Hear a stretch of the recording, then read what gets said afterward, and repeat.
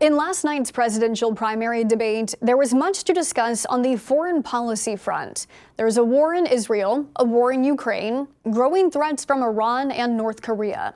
But still, the Republican candidates agreed the greatest long-term threat to America is communist China.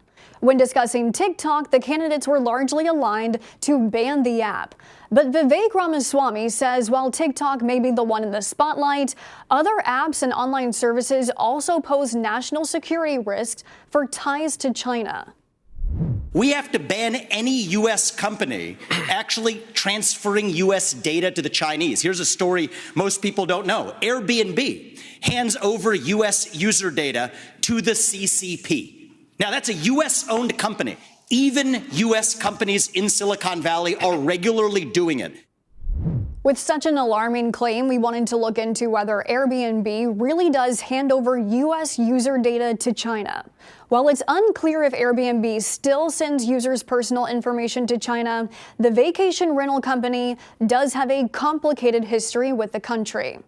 According to an SEC filing from 2020 concerning the company first wanting to go public, the filing stated Airbnb has been transparent with users since 2016 about its information sharing with Chinese authorities.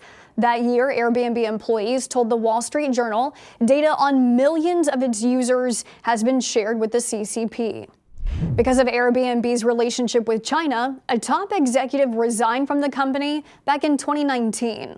Sean Joyce was the chief trust officer for 6 months before he said the company's data sharing practices did not sit well with him. Joyce said the personal data shared included phone numbers, email addresses, and messages.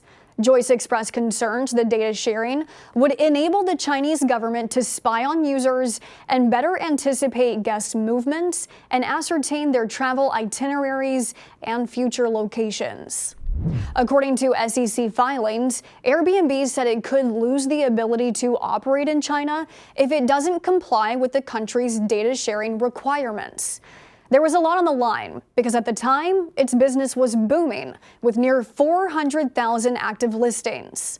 Then came the pandemic, which changed everything. Airbnb pulled its business from China after 2 years of lockdowns. Domestic listings plummeted and accounted for less than 1% of its global revenue. Now its business with China is with outbound travelers.